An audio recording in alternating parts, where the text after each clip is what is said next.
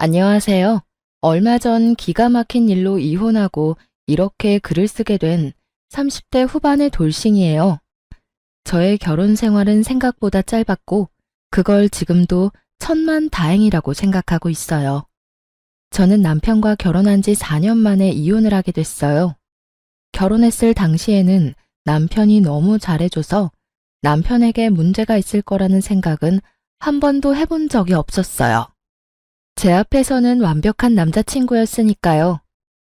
한 번쯤 의심해봤다면, 아니, 남편의 폰이라도 한번 열어봤다면, 저에게 이런 일은 일어나지 않았을지도 모르죠. 저는 남편을 의심해본 적이 한 번도 없거든요. 남편 폰을 열어서 확인한 적도 없었어요. 사랑이란 신뢰와 믿음만으로 유지되는 거라고 믿는 순진한, 아니, 바보 같은 사람이었던 거죠. 저와 남편의 결혼이 순탄했을 것 같지만 의외로 우리의 결혼은 생각보다 험난했었어요. 저는 그리 내세울 만한 직업을 가진 것도 아니었고 집안이 빵빵한 것도 아니었거든요. 시댁은 시부가 사업을 해서 돈도 많았고 특히 시모가 교육자 집안이라 그런지 굉장히 보수적인 분들이어서 예의범절, 가문 이런 걸 따지셨거든요. 그런 분들에게 평범하게 자란 제가 마음에 들 리가 없었죠. 당시에는 저도 남편을 무척 사랑했으니 결혼을 포기하고 싶지 않았어요. 그때 시모가 마지막으로 묻더군요. 너 우리 집안의 제사가 얼마나 있는지 알긴 하니? 제사만 1년에 13개야. 그리고 집에 행사 있을 때마다 와서 네가 거들어야 하고 걔가 우리 집 장손이라서 너는 맏며느리가 되는 거야. 그 정도는 당연하게 해야 되는 일이고. 할 수 있겠어? 솔직히 저희 집에서도 제사는 지냈었고 바쁜 어머니 때문에 제가 제사 준비한 적도 많았거든요. 또래보다는 그런 일에 익숙하다고 볼 수 있었으니 저도 그때는 자신감 넘치게 가능하다 말했었죠. 제 말에 시모가 한참을 절 뚫어져라 쳐다보더니 그러더군요. 좋다. 너랑 우리 아들 결혼시켜주마. 원래라면 합가를 해야 하는 상황이지만 아들이 분가를 그렇게 원하니 내가 분가할 수 있도록 해주마. 대신 제사 행사에 절대 빠지지 말고 참석해. 네가 못한다고 생각하면 나는 둘 가차없이 이혼시켜버릴 거야. 이때 느낀 감정은 마치 면접관을 앞에 둔 기분이었어요. 며느리 면접을 하면 이런 느낌일까요? 결국 저는 그렇게 시모의 요구에 알겠다고 답했고 그렇게 저와 남편은 결혼을 할 수 있게 됐어요. 그리고 시모는 분가를 하는 저희의 신혼집 전세금을 모두 빌려주셨어요. 그리고 행복한 결혼은 악몽의 시작이 되었죠. 시댁 재산은 생각보다 컸고 많았어요. 처음에 살짝 버벅대기는 했지만 그래도 한 달, 두 달이 흐르면서 본래 하던 게 있으니 어떻게든 맞춰갈 수 있게 됐어요. 처음 1년은 시모의 짜증 섞인 말만 들었어요. 넌 도대체 친정에서 배워온 게 뭐니? 어떻게 제대로 할 줄 아는 게 하나도 없어? 너희 부모님도 참 대단하시네. 이런 것도 모르는 애를 결혼시킬 배짱이 어딨어?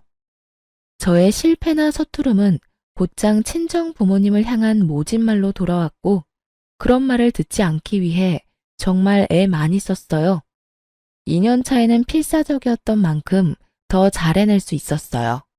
그런데 그마저도 시모 마음에는 들지 않았나 봐요. 네가 들어온 지 2년이 되는데 여태껏 나한테 물어보면 어떡하니? 네가 알아서 해야 할 거 아니야. 그리고 언제까지 내가 준비를 다 해줘야 하니? 이제부터는 알아서 네가 준비도 하고 음식도 해야지. 맞는 말이라고 일리 있는 말이라고 생각은 했어요. 그런데 정말 버티지 못하겠다고 생각한 건 좋은 말 한마디 안 해주는 시모와 남편 때문이었어요. 노력은 어느새 당연한 게 되고 그 당연한 걸 조금이라도 못하게 되면 질책이 날아왔죠. 이 시기에 저는 채찍질만 당하는 말 같은 존재였어요. 언제까지 노력해야 하나, 언제쯤이면 며느리로 인정해줄까 하는 생각이 들었었죠. 게다가 시모의 동행이나 일 요구가 심해지자 어쩔 수 없이 다니고 있던 직장까지 그만뒀어요. 시모가 한 달 용돈을 줄 테니 일을 그만두고 시댁 일에 전념하라고 했었거든요. 일을 하면서는 도저히 시모의 요구를 만족시킬 수 없어서 일을 그만뒀지만 마음속으로는 너무 아까웠어요. 하지만 남편과의 결혼 생활 유지를 위해서는 제가 시댁에 잘할 수밖에 없다는 생각으로 시댁에 전념했었죠. 제사나 행사만큼 많이 불렸던 건 손님들 대접할 때였어요. 아버님은 사업을 하시니 만나는 분들이 많았어요. 그런 분들을 집으로 초대하면 항상 제가 불려가서 음식도 하고 청소도 하고 했었어요. 제가 일을 잘하면 잘할수록 일이 늘어나는 신기한 상황이 된 거죠. 3년 차쯤 됐을 때 시모는 손가락 하나, 턱짓 한 번으로 사람을 부려먹을 정도가 되어 있었으니까요. 결국 그런 것들이 쌓이니 저는 스트레스가 점점 늘어만 갔어요. 그리고 정말 타이밍 나쁘게도 그때 알게 된 거죠. 남편의 화려한 이중 생활을. 그날은 정말 즐거운 날이었어요. 시댁에서 절 부르지 않았고 남편과 바깥에서 식사도 했고요. 집에 들어와서는 둘이서 와인도 한잔하면서 즐거운 시간을 보내고 있는데 남편이 그날따라 과음을 했는지 소파에서 영화를 보다가 먼저 잠이 들었어요. 저는 남편에게 이불을 덮어주고 침대로 가려고 했어요. 그런데 남편 손에서 스르륵 빠져나온 폰이 바닥에 소리를 내며 떨어지더군요. 그리고 그걸 주워든 저는 아무 생각 없이 남편의 폰을 열었어요. 남편은 한 번도 폰을 잠근 적이 없었거든요. 귀찮다고, 그리고 문제 있는 사람들이나 비밀로 하는 거라고요. 솔직히 여태껏 남편의 그런 말들 때문에 폰을 확인하지 않은 것도 있어요. 그날도 그냥 탁자 위에 놔둘 수도 있었던 폰이었죠. 그런데 이상하게 열어보고 싶은 기분이 들었던 건 어째서였을까요? 저는 남편의 폰을 열어 사진과 메시지, 카톡을 확인하고는 웃으며 폰을 내려놓으려 했어요. 정말 아무것도 없는 업무나 친구 연락만 있었으니까요. 그나마 남편 덕분에 내가 이 힘든 시집살이를 견딘다고 생각하며 폰을 내려두려다가 순간 폴더 안에 있는 아주 작은 어플 하나에 눈이 갔어요. 그걸 누르지 말아야 했는데 그 안에는 남편이 만난 여자들이 몇 명이나 있더군요. 저는 남편이 바람을 필 거라는 상상도 해본 적 없었는데 이렇게 한 명도 아닌 여러 명의 여자를 보게 되니 너무 당황스럽더라고요. 남편이 그 여자들과 약속 잡은 날을 확인해 보니 거의 대부분이 제가 시모에게 불려서 시댁에 간 날들이었어요. 저는 남편과의 결혼을 유지하기 위해서 몸이 힘들어도 제사 준비, 음식 준비, 청소까지 식모처럼 일하고 있었는데 남편은 그런 저를 두고 자기 혼자 열심히 즐기고 있었더라고요. 너무나 큰 배신감과 충격에 부들부들 떨며 혼자 소갈이 하던 저는 잠도 제대로 못 자고 그날 하루를 뜬 눈으로 지새웠어요. 그리고 그 다음날 남편이 일어나자마자 묻지도 따지지도 않고 말했죠. 나랑 이혼해줘. 자다 깬 남편 얼굴이 당황스러움으로 바뀌더군요. 그럴 수밖에요. 제가 장난으로라도 헤어지자거나 이혼하자는 말은 한 적이 없었거든요. 연애를 하고 있는 동안에도요. 그런 제가 뜬금없이 앞뒤 다 잘라먹고 이혼하자니 남편이 당황할 수밖에요. 뜬금없이 아침부터 무슨 소리야? 무슨 일 있어? 집안일이 힘들어? 엄마가 괴롭혀? 지 탓이라는 생각은 전혀 안 하고 시댁 문제를 들먹이는 남편을 보는데 역겨워서 구토가 나올 것 같더군요. 저렇게 나를 위하는 척하면서 뒤로는 다른 여자 만나면서 온갖 더러운 짓을 다 했을 거라 생각하니 진짜 너무 견딜 수 없을 만큼 더러운 기분이었어요. 시댁 일 힘들지. 내가 왜 그 힘든 일을 해냈는데? 당신이랑 결혼 생활 유지하려고 그런 거였잖아. 그런데 당신 나 시댁에서 일하는 동안 데이트 앱으로 여자 만났더라? 어떻게 그럴 수가 있어? 제 말에 남편 눈이 크게 떠지더니 아차 싶은 표정이더군요. 자신의 외도가 들켰음에도 남편은 크게 당황하지 않았어요. 미안해, 여보. 그치만 하늘에 맹세코 그 여자들한테 마음 준 적 단 한 번도 없어. 다 그냥 노는 애들이야. 그냥 그렇게 잠깐 만나고 헤어지는 그런 사람들이야.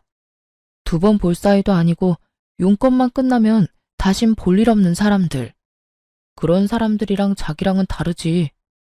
이런 말을 들으니 기가 차서 말이 안 나오더라고요.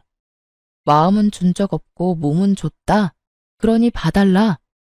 어디서 이런 미친 발상이 떠오르는지 도무지 상상도 안 됐어요.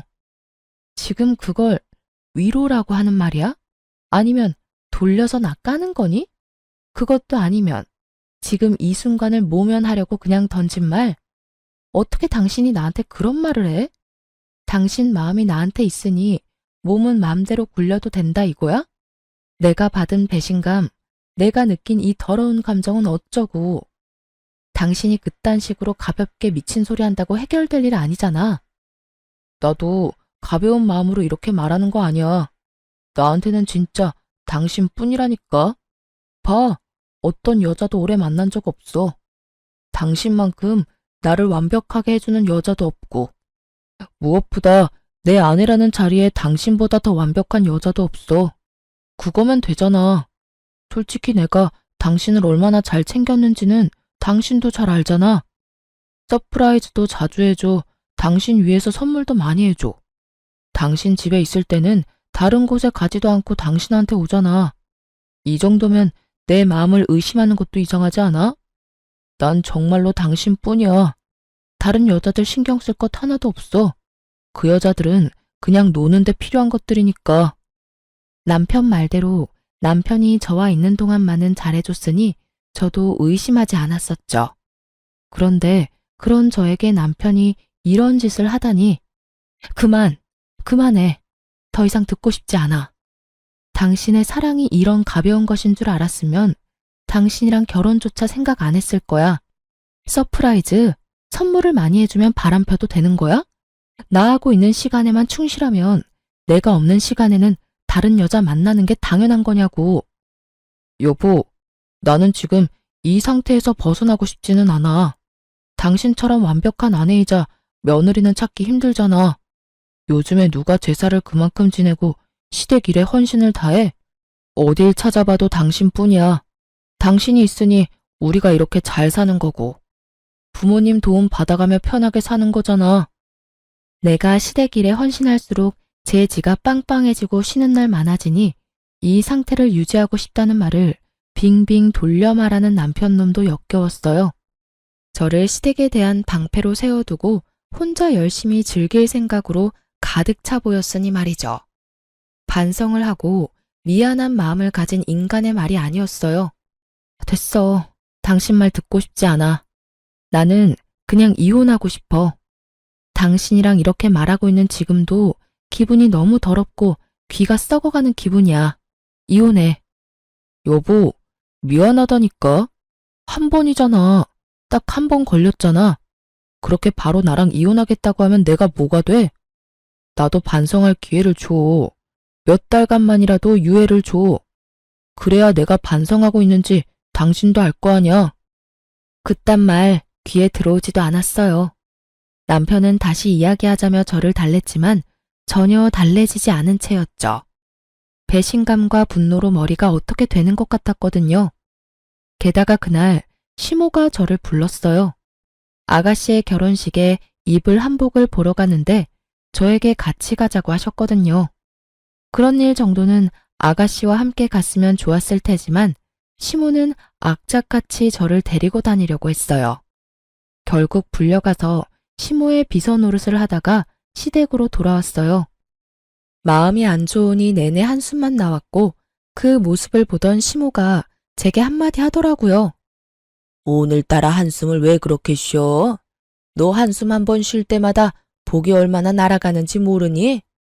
네 복 날아가는 건 상관없지만 내 아들 복 날아가는 건 싫은데? 그게... 말해봐. 무슨 일이야? 돈이 모자라? 설마 나 따라다니는 게 힘들어서 그러니? 마지막은 좀 그럴듯하다고 생각하며 저는 시모에게 사실대로 말했어요. 사실은 그이가 바람을 폈어요. 인터넷으로 여자 만나는 걸로. 뭐? 시모의 얼굴이 귀신같이 변하더군요. 시모는 교사를 했었던 터라 그런 일을 무척 싫어하셨어요. 시모가 완전 화내면서 남편을 불렀어요. 불려온 남편이 눈빛으로 제 탓을 하길래 저는 눈을 피했어요. 엄연히 잘못한 건 남편이니까요. 너 며느리 두고 바람 폈어? 어머니, 그런 거 아니에요. 그냥 한 번만 만난 것뿐인데 이 사람이 너무 과하게 생각하는 거예요. 거짓말하지 마. 거기는 여자 목록만도 여럿이야. 한 번만 만났겠지. 여러 명을 한 번씩 만났으니까 잘못이 없다고 말할 거야? 우리끼리 이야기하자고 했는데 왜 어머니한테 말한 거야? 남편의 푸념에 시모가 큰 소리 치더군요. 그만. 둘 다 어른을 앞에 두고 이게 무슨 짓이야? 그리고 네 행동에 이 엄마 아빠의 명예가 걸려 있다고 내가 몇 번을 말했어. 여자를 만날 거면 조용히 뒤탈 없는 여자로 만나. 너 때문에 아버지 사업에 문제 일으키면 우리가 주던 지원은 다 끊을 거다.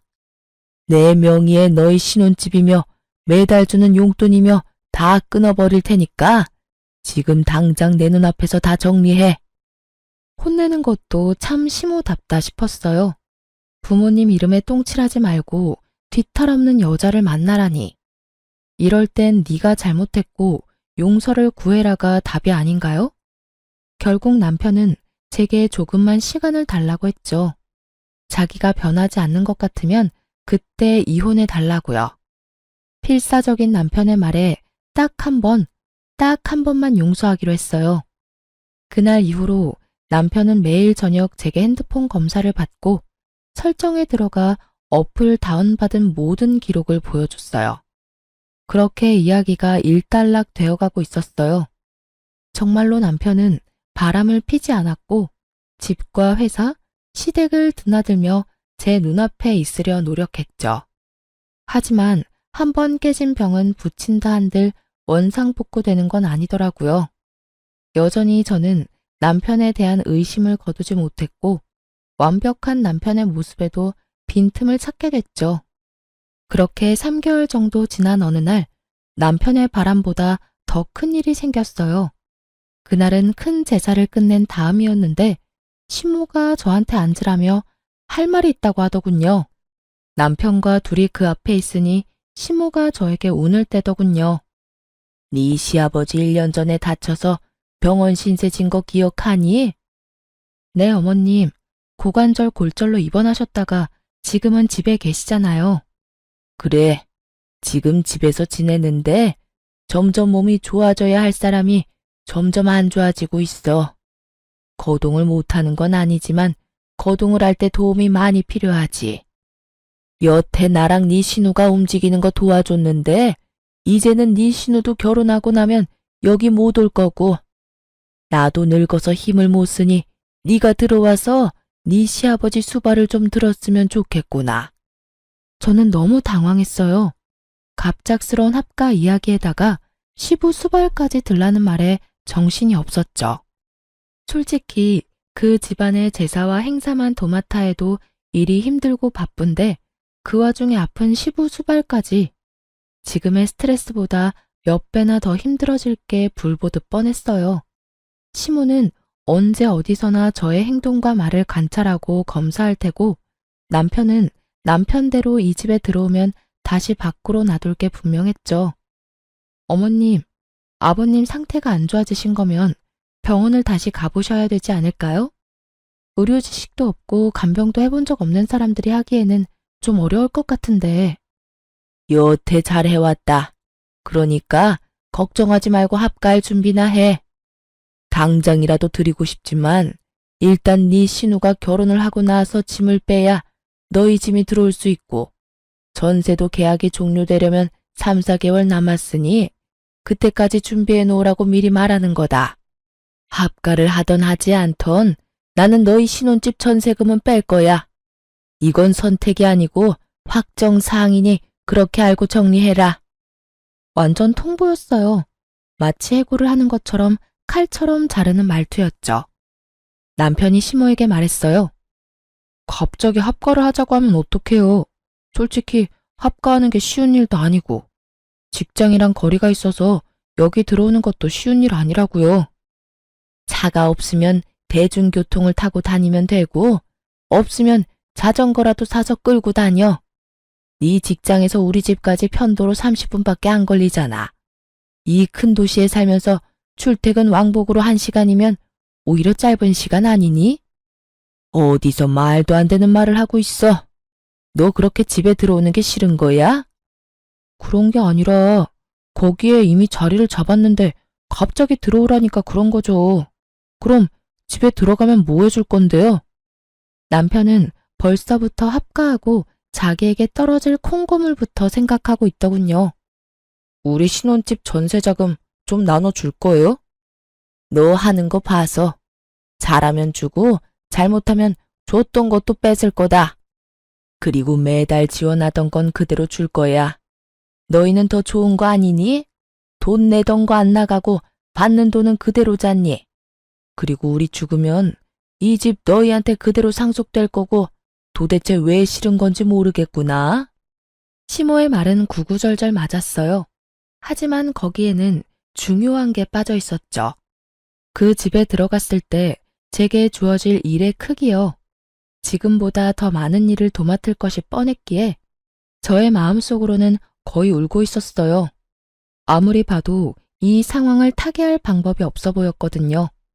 그렇게 저는 시댁에서 나와 집으로 가며 생각에 잠겼어요. 이 일을 어찌해야 할까 남편과 상의해 볼까 싶었지만 남편은 이미 들어가기로 마음을 굳힌 듯 보였어요. 전세금이 탐나서 그랬겠죠. 저는 그날부터 어떻게 시모의 합가를 거절할까 하고 생각하기 시작했어요. 좋은 방법이 떠오르지 않던 그때 남편이 다시 다른 여자를 만나는 걸 목격했어요. 이번에는 공교롭게도 제가 직접 보게 된 거였죠. 남편과 밖에서 식사를 하고 남편은 약속이 있어서 그대로 시내에 있기로 했고 저는 집으로 돌아왔어요. 그런데 돌아오던 도중에 남편이 제 핸드백에 지갑을 넣어놓은 걸 깜빡해서 남편에게 갖다 주려고 다시 남편이 있던 곳으로 갔거든요. 그때 보게 됐어요. 상간녀를 말이죠. 두 사람이 팔짱 끼고 걸어가는데 한두 번 만난 느낌이 아니었어요. 저번처럼 일회성인가 싶었는데 전혀 아니었어요. 그 친밀감이 생각 이상이라서 제 쪽이 더 당황했어요. 설마 하며 사람을 시켜 그 여자에 대해 알아봤는데 남편은 제가 조사한 기간 동안 몇 번이나 그 여자를 만나더라고요. 결국 남편의 불륜을 알게 되니 정신이 번쩍 들더군요. 제가 시댁 일로 정신 못 차리고 휘둘리는 사이에 남편 놈은 또 저 몰래 사람을 만나는 거였어요. 그것도 이번에는 저번과는 다르게 여러 번을요. 시댁에 대한 스트레스, 남편에 대한 분노, 이런 것들이 뒤죽박죽 되기 시작하면서 저는 제대로 된 판단을 할 수 없을 정도였어요. 그 감정들이 저를 삼켜버린 것 같은 기분이 들었거든요. 상간녀의 전화번호를 알아내 그 여자에게 나오라고 만나서 이야기하자고 했어요. 그 여자도 순순히 저를 만나러 나왔어요. 당신 지금 만나고 있는 남자, 제 남편이에요. 모르시고 있는 것 같아서 알려드려요. 이대로 만나면 두 사람 불륜이고 당신 상간녀 되는 거예요. 제가 왜 헤어져요? 뭔가 착각하고 있는 것 같은데 그 사람 나 좋아서 만나는 거예요. 저도 그 사람 좋아서 만나는 거고요. 그러면 좋아하지 않는 사람은 정리해야 하는 게 맞는 거 아닌가요? 그렇지 않아도 그 사람이 와이프 곧 정리하겠다고 했어요. 전 그 이야기만 믿고 있어요. 당신이 하는 말 들을 필요 없을 것 같은데요? 이보세요. 당신 이대로 내 남편 만나면 상간녀 되는 거예요. 그렇게 살고 싶어요? 어떻게 남의 남자 뺏어가고는 이렇게 뻔뻔할 만큼 당당해요. 불륜도 뭐 사랑이라고 말하고 싶은가 본데 아무리 치장해도 당신이랑 남편 사이는 더러운 불륜 그 이상도 그 이하도 아니야. 더럽다 그러는데 그쪽이야말로 더 역겹지. 서류상으로만 아니지. 그 사람이 당신 사랑하는 걸로 착각하나 본데 그거 사랑 아니야. 나한테 다 이야기해줬거든? 시댁 지원 받으려면 완벽한 며느리가 필요하대서 들인 아내라고. 그래서 금이야 오기야 열심히 치장해주는 거라고 하던데? 아무것도 모르는 게 누군데 지금 여기서 큰 소리야? 저는 그 이야기에 정말 주저앉고 싶을 정도로 충격받았어요. 어렴풋이, 아니 사실은 느끼고 있었어요. 남편이 저를 그럴 용도로 사용하는 게 아닌가 하고, 저를 시댁에 보내놓고 시댁에 비위를 맞춰 지원을 받으려는 그런 용도, 그저 완벽한 며느리. 제 용도가 그것뿐이라면 제가 굳이 여기 매달려 있을 필요는 없잖아요. 저는 상간녀 눈앞에서 남편에게 전화해서 당장 여기로 오라고 했어요. 남편은 죄책감이라고는 전혀 없는 얼굴로 나타났죠. 당신이 어떻게 나한테 이래? 저번에 분명히 다른 여자와 만나지 않겠다고 약속하지 않았어? 어디까지 나를 비참하게 만들어야 속이 시원하니? 도대체 나는 당신한테 뭐였어? 당신은 완벽한 아내이자 우리 집 며느리였잖아. 당신 덕분에 일이 잘 풀린 것도 많았고, 그래서 미안하게 생각해. 나 때문에 이런 일이 벌어져서. 그래도 나는 내 마음 속이는 일은 못해. 당신한테는 미안하지만 이 여자랑 같이 살고 싶어. 그래서 만남 지속한 거고. 야, 이 나쁜 놈아. 네가 어떻게... 와, 진짜 너무 열받아서 욕도 안 나와. 네가 사람 새끼는 맞아? 짐승 같은 새끼. 내가 여태껏 어떤 마음으로 시댁과 당신한테 했는데 내 뒤통수를 이렇게 때릴 수가 있어? 당신이 나 없이 잘 해낼 수 있을 거라고 생각해? 당신 없으면 뭐가 어떻게 되는데? 이 여자 웃기네. 당신이 와이프라고 뭐라도 된 것처럼 행동하는데 나라고 당신이 하는 일을 왜 못하겠어? 여기서 미친 짓 그만하고 그냥 깨끗하게 헤어져. 그게 훨씬 덜 비참할걸? 상간녀의 그 말에 저는 한바탕 퍼부어 주려다가 언뜻 그런 생각이 들었어요. 이렇게 비참하게 내가 살아야 하는 건가? 이 남자에게 매달려 본처 자리를 꿰고 있어도 나한테 돌아오는 건 아무것도 없지 않을까 하고요. 시모가 나를 마음에 두는 건 그저 내가 하는 일을 잘하는 식모라서 그렇고, 실제로는 나를 딸처럼 생각하는 건 아닐 거잖아요. 그런 사람을 위해서 내가 이 남자의 이런 여성 편력을 견디며 살아갈 수 있을까 하는 생각이 들었어요. 그러자 정신이 번쩍 들었어요. 이대로 이 남자를 내게 돌려놔도 내게 남아있는 건 합가해서 시집살이 당하며 남편의 바람을 손 놓고 바라보는 것뿐이잖아요. 저는 입을 닫았어요. 남편에게 아무런 질책의 말도 하지 않고 남편에게 말했죠. 알았어. 이혼해 줄게. 당신 같은 남자는 내 쪽에서 사양이야. 대신 시댁에는 비밀로 하고 이혼해. 이혼하는 순간까지 비밀 잘 지켜. 그리고 최대한 우리 이혼 빨리 해결되도록 협조해. 대신 상간녀 위자료 소송은 할 거야. 그렇게 알고 있어. 이건 다 당신 잘못으로 이혼하는 거니까 그 정도는 해줄 수 있지? 제 말에 상간녀와 남편은 환하게 웃으며 서로를 얼싸안으며 좋아하더군요.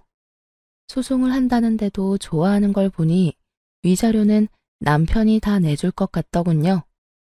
그나저나 상간녀의 그 꼴을 보아하니 상간녀는 모르는 것 같더라고요. 남편이 곧 시댁에 합가해야 한다는 사실과 시댁의 제사와 행사가 얼마나 많은지, 그리고 무엇보다 그 집에 귀신보다 독한 시어머니가 있다는 것을요. 저는 무표정으로 나왔어요. 그걸 알려줄 착한 마음 같은 건 없었으니까요. 나를 지옥에서 빼내어줄 소중한 사람인데 그런 이야기를 알려줄 필요가 있을까요? 지금의 행복을 만끽하도록 두는 게 좋겠죠. 다음에 있을 지옥이 그래야 더 고통스러울 테니까요. 그런 생각을 하고도 흠칫 놀랐어요. 그렇지만 남편의 불륜으로 이혼하는 여자들은 거의 대부분이 이런 마음일 거예요. 저만 그런 게 아니란 걸 알고서는 마음이 도리어 편해졌죠. 게다가 처음에는 정말 화가 나고 열이 받아서 온몸이 부들거리고 정신이 나갈 만큼 분노로 가득했는데 시간이 좀 지나고 객관적으로 제 상황을 바라보게 되니 딱히 이혼이 나쁜 것만은 아니었더라고요. 남편의 불륜으로 비참해진 마음은 이혼을 함과 동시에 너무도 편안해졌으니까요. 게다가 시댁에 신경 쓰지 않아도 된다는 건 너무나 다행스럽고 행복한 미래였죠. 그리고 이혼 숙려 기간 동안 저는 아주 바쁘게 살았어요. 시댁에는 숨겨야 했기에 이혼이 완벽하게 되기 전까지는 어쨌든 시댁 일을 도와야 했거든요. 게다가 합가를 위한, 아니 상간녀의 시댁 합가 때문에 제 짐들은 미리 빼둬야 해서 바빴어요. 그러면서 직장에 취직이 확정되었고 드디어 법적으로도 서류상으로도 완벽하게 이혼이 되었어요. 싱글이 된 첫날 저는 이미 빼둔 짐을 미리 구해놓은 전셋집에 옮겨두고 자유를 즐기고 있었어요. 사실 이혼이 완료된 날 다음 날은 시댁 제사가 있는 날이었어요. 이혼을 했으니 갈 필요도 없어 새로 구한 집에서 혼자 뒹굴거리고 있었죠. 그런데 시모에게서 전화가 왔더군요. 너 대체 어디야? 도대체 이게 다 무슨 일이고? 지금 당장 우리 집으로 와. 여기 지금 네 남편 애인 데리고 와 있어. 나한테 설명해. 어머님, 죄송한데 이미 저희 이혼해서 남이에요. 이야기 들으실 거면 아드님한테 들으시는 게 낫지 않을까요? 뭐? 이혼을 했다고? 이혼에도 숙려기간이라는 게 있잖아. 너희 그거 아니니? 그 기간도 이미 다 끝나서 저희 진짜 서류상으로도 남남이에요. 그러니까. 아이고, 이게 다 무슨 일이야? 너 지금 당장 우리 집에 와. 와서 설명해. 사실 안 가도 문제는 없었어요. 이제 남이잖아요. 그런데 시모의 모습을 보니 상간녀와 전 남편의 반응이 너무나 신경 쓰이더라고요. 도대체 뭘 어떻게 했길래 시모가 저한테 오라고 전화를 했을까 싶었죠. 그래서 시댁으로 갔어요. 집안에는 상간녀와 전 남편이 가지런히 시모 앞에서 무릎을 꿇고 앉아 있더군요. 시모는 저를 보더니 턱짓으로 들어와 앉으라고 시키더군요. 전 남편 옆에 앉았더니 시모가 물었어요. 너희 왜 이혼했어? 저 남편이 이 여자랑 바람이 났는데 저한테 이혼해달라고 하더라고요. 그 여자 너무 좋아한대요. 게다가 이 여자도 저한테 이혼해달라고 요구했고요. 넌 본처잖니? 그런 애가 그렇게 쉽게 이혼을 해주면 어떡해?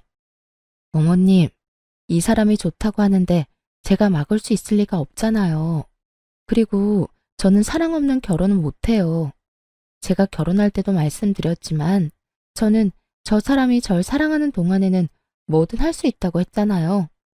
그런데 절 사랑하지 않는다니 제가 무슨 할 말이 있겠어요? 본처가 다 뭔데요? 그렇게 자존심 세우고 앉아있으면서 두 사람 하하호호 즐거워요, 사랑해요 하는 거 보고 있으라고요? 그렇게 살면서 제 정신이 망가지는 걸 가만두느니 그냥 지금 당장은 쪽팔려도 이혼하고 제 살 길 찾아가는 게 낫다고 생각했어요. 이혼이 너희 둘만 하는 거니? 예, 결혼을 할 때 양가 부모님이 함께 했으면 이혼을 할 때도 양가 부모님께 알려야 되는 거 아니야? 오늘이 제사인데 아무것도 모르는 무지렁이 한 마리가 들어와서는 집안을 이렇게 어지럽히고 있잖아. 너도 데려올 거면 일 잘하는 참한 여자를 데려왔어야 할 거 아니야. 넌 네 처가 여태껏 어떻게 일했는지 보고서도 저런 머리가 꽃받친 여자를 데려와? 어머니, 말씀 좀. 이 사람 저랑 재혼할 사람이에요. 그렇게 말씀하시면 저도 어머님이랑 같이 못 살아요. 네가 나랑 못 살면 어쩔 건데? 너 알고 있겠지만 네 신혼집 그거 내 명이야. 저번에도 약속했지만 나는 너희 합가하라고 분명히 이야기했어. 그런데 그 짧은 시간 동안 이런 짓을 꾸며? 시모의 분노에 전 남편도 어쩌지 못하고 있더군요. 상간녀 앞이라 꼴불견인 모습은 보이고 싶지 않은 듯했지만 시모의 말을 거스를 수는 없었어요. 그리고 거기 아가씨, 아들한테 들었는지 모르겠는데 지금 우리 집에 시집 오면 합가해서 이 집에서 어른 모시고 살아야 해. 우리 남편이 다치고 나서 후유증이 심해서 거동이 잘 안 되거든. 그러니까 시아버지 수발까지 들어야 하고 집에 제사는 1년에 13번 정도 있는 데다가 손님 오시면 음식 접대에 청소까지 다 해야 해. 너 할 수 있겠니? 할 수 있으면 아들이랑 결혼 허락해 줄게. 근데 하기로 했으면 일단 잘 해야 하는 건 알지? 난 일 못하는 사람은 용납 못해. 시모의 말에 상간녀 얼굴이 하얗게 질리며 전 남편에게 이야기하더군요. 난 그런 이야기 들은 적 없어. 설마 당신 나 속인 거야? 나는 당연히 그 집에서 우리 둘만 살 줄 알았어. 게다가 제사라니. 내가 이야기했잖아.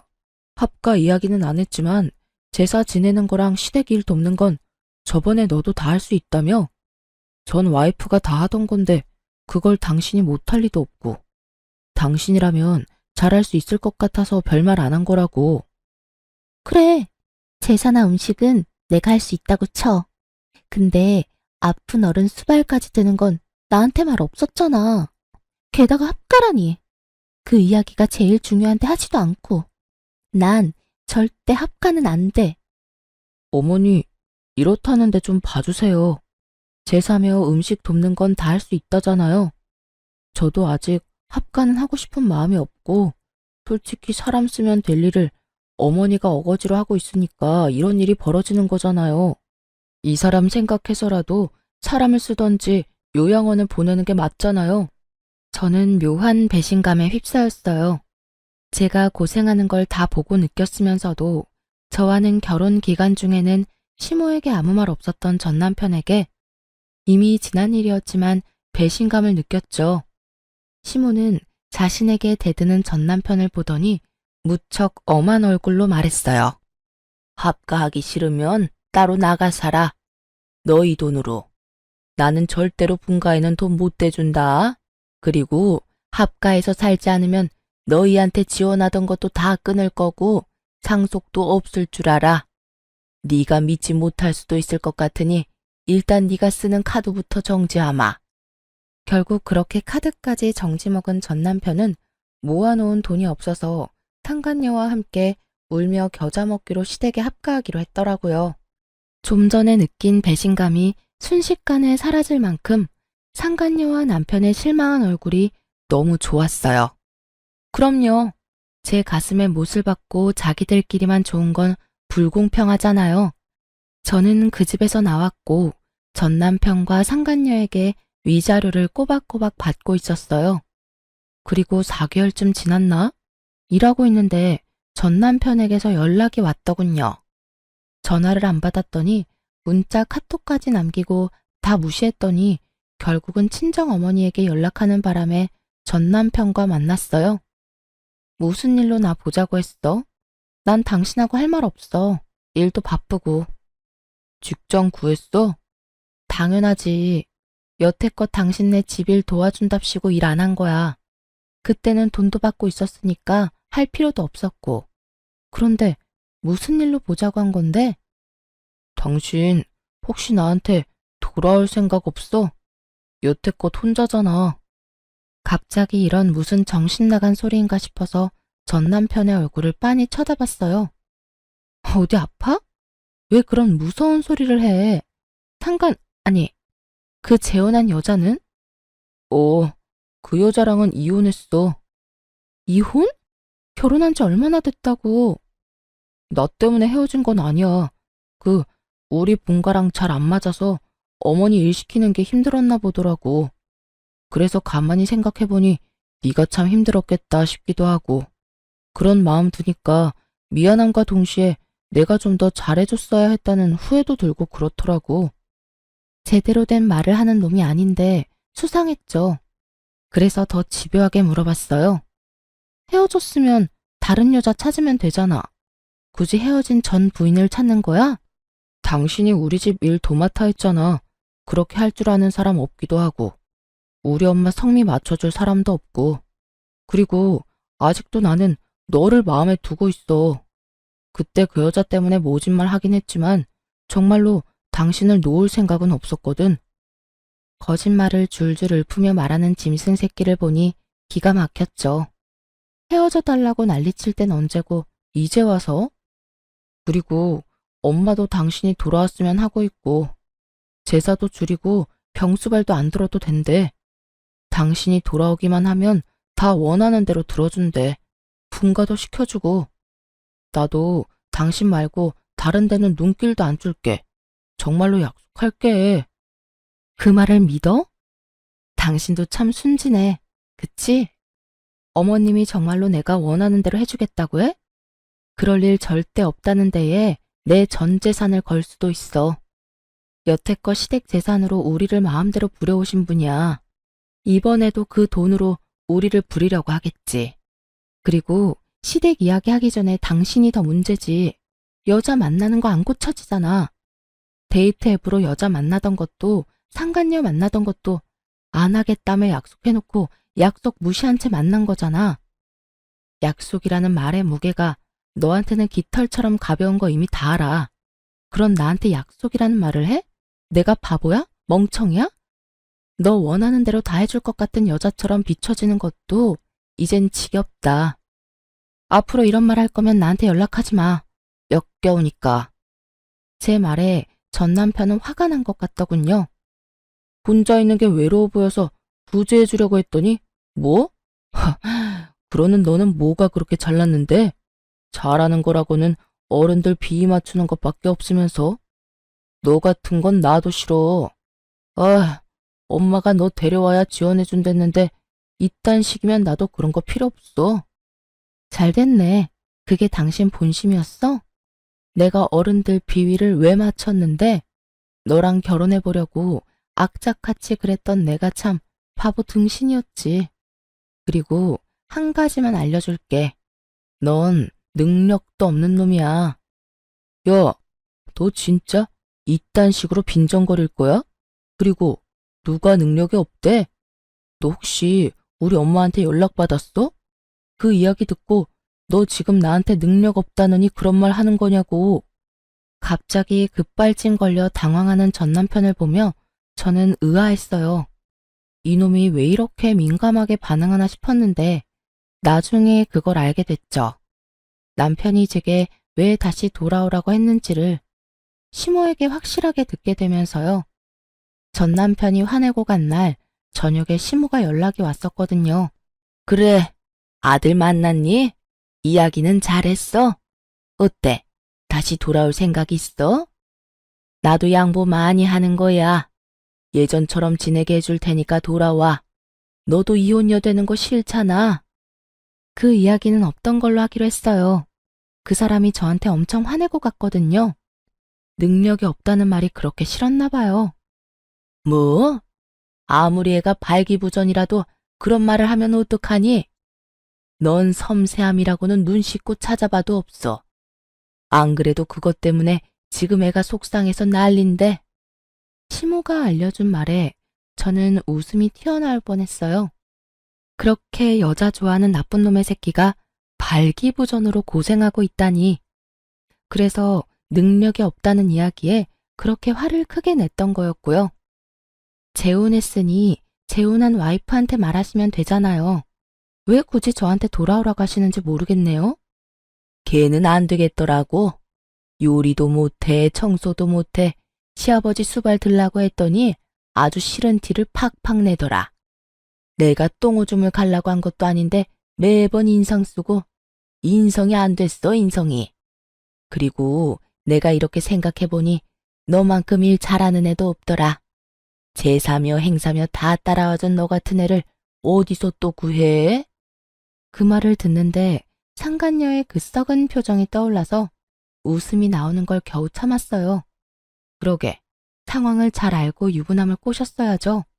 하긴 어찌 보면 저한테는 귀인이긴 하죠. 그 일을 당할 뻔한 저를 자진해서 구해줬으니까요. 그렇죠. 제가 그렇게 열심히 한 건 남편이랑 결혼을 유지하기 위해서였는데 남편이 제가 싫다면 어쩔 수 없잖아요. 그러니까 어머님이 포기하세요. 그 사람은 이미 저한테서 마음 떴거든요. 아니야, 얘. 그런 말 마라. 우리 애 아직도 너 좋아해. 그런데 말을 못하는 것뿐이야. 자기 처지가 지금 그 모양이라. 그러니까요. 전 남편이 그 모양이면 더더욱 재결합은 어려울 것 같고요. 저도 애는 가지고 싶거든요. 저한테 말하는 것보다는 다른 며느리를 맞이하시는 게 더 나을 것 같네요. 하긴 남편 꼴이 그 모양이라 재혼이 가능하겠냐마는 시댁 재력이면 원하는 며느리 구하는 게 힘든 일은 아닐 테니까요. 그렇게 말하고 저는 시모의 전화를 끊어버렸어요. 그리고 나중에 전 남편이 상간녀와 헤어지게 된 진짜 이유를 알게 됐어요. 저에게 했던 거랑 똑같이 했더라고요. 시댁 일 하도록 만들어 놓고 본인은 나가서 또 데이트 앱으로 여자 만나고 돌아다녔더라고요. 그걸 그 상간녀가 알게 되고 여자가 빡 돌아서 전 남편에게 이혼을 요구했다고 하고요. 이래서 재버릇 걔 못 준다는 말이 생겼나 봐요. 저한테 했던 거 그대로 상간녀에게 쓰면서 이제 와서 또 저한테 돌아오겠다니. 돌아가기라도 하면 또 똑같은 짓거리 할 것 뻔히 하는데 제가 그 아수라장으로 제 발로 들어갈 리가 있겠냐고요. 제가 전 남편에 대한 사랑의 마음이 조금이라도 남아있었다면 모를까. 고운 정도 미운 정도 다 떨어져 버린 지금 저한테 뭘 바란 건지.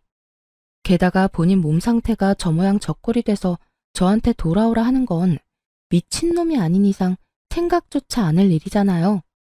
무릎을 꿇고 손이 발이 되도록 빌어도 받아줄 확률 0%인데 무슨 근거 없는 자신감으로 그런 말을 짓거린 건지 생각할수록 답 없는 놈이더라고요. 그 이후로 전 시모는 미련이 남는지 간간히 연락해왔지만 저는 모든 연락을 차단했고 더 이상 연락은 오지 않았어요. 그리고 전 남편은 더 꼴사납게 됐죠. 그 나이에 돈 없어서 부모에게서 독립도 못하고 그 몸 때문에 여자도 못 만나고 이혼을 2번이나 하는 바람에 시모에게 혼나서 눈치만 보는 불쌍한 남자가 됐죠. 상간녀도 지금쯤 후회 열심히 하고 있을 거예요. 전 남편과 결혼할 때 상간녀는 초혼이었거든요. 첫 결혼에 호되게 당하고 스트레스 받다가 저에게 당했던 그대로 당하고 헤어지게 되었으니 자기가 뿌린 대로 열심히 거둔 거니 할 말은 없겠죠. 이혼 후에 저는 결혼 전으로 돌아간 기분이에요. 그리고 지금은 뭐든 제 마음대로 할 수 있으니까요. 글을 쓰면서 그때 일을 떠올리니 여전히 기분이 더럽네요. 그렇지만 이제는 다 지난 일이고 남들에게 허심탄회하게 이야기하고 나니 속이 시원해요.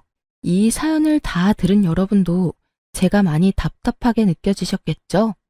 하지만 그땐 저도 시모의 경제력이 제 가정에 도움이 된다면 그 정도 노력은 할 수 있다고 생각했었죠. 지나고 나선 얼마나 바보 같은 생각이었는지 알게 되었고요. 저는 제 가정을 지키기 위해 부단히 노력했는데 시원하게 제 뒤통수나 쳐버린 전 남편에게 하늘도 노해서 천벌을 내렸나 싶더라고요. 영원히 그놈은 죽기 전까지 평생 고통받았으면 좋겠어요. 그리고 마지막으로 이렇게 서투른 사연을 읽어주셔서 무척 감사합니다. 오늘도 좋은 하루 되시길 바랍니다.